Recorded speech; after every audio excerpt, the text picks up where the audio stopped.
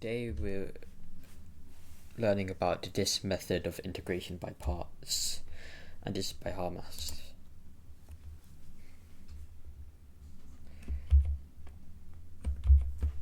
So this method is an easier way of solving integration by parts in a table format. Signs change after the first row of the table, and it's much easier to process usually because there's no complex processes such as no complex manipulation or anything else. So let's get into it.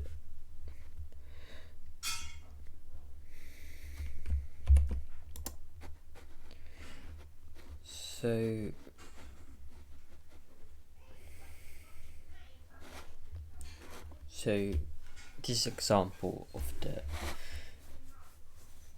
this method. So here we got the integral x squared sine 3x, and we need to do x squared times minus third cos 3x, and when we do this we get this product here. And as you can see, when we integrate sine 3x, the easy way is to just divide by 3, change the sign, and the sign doesn't change here for cos x 3x, as you can see, which can be a common mistake. So here we get a result of 2 9 x sine 3x, and what we're doing is the derivative comes here. So each time we are taking the differential of the previous and doing it until we get 0 here, and we're just cross multiplying by each color coded individual thing. So here we don't get any product because the derivative is 0, but here we do get a product because we see that we got a constant term.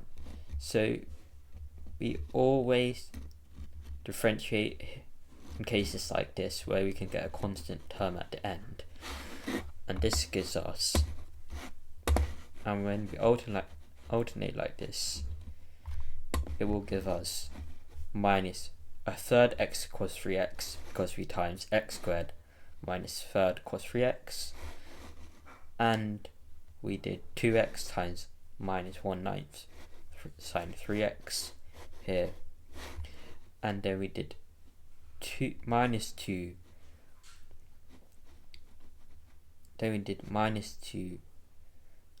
times minus 1/27 cos 3x. So in the sign of derivative column, this is set as a value as positive x squared. This is set a value of negative 2x, and this is set a value of positive 2, and you can see that it alternates. So all we need to do is look at the sign of the derivative, times by the integral, and add a c, which is quite an easy process if you can learn this table.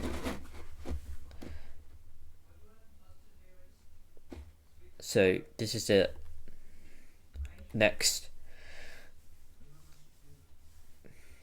So on to the next example. So this is a different case. In cases where we just get differential in its most common form, 1 over x, and when we differentiate further, we can differentiate this for a long period of time, and we will never get to a constant term. So here we will cross multiply once by the positive derivative and multiply by row and a negative derivative.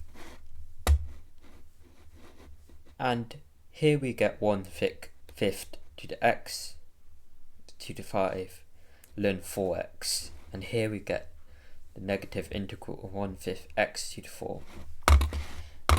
And so we get my 1/5 x to the 5 ln 4x minus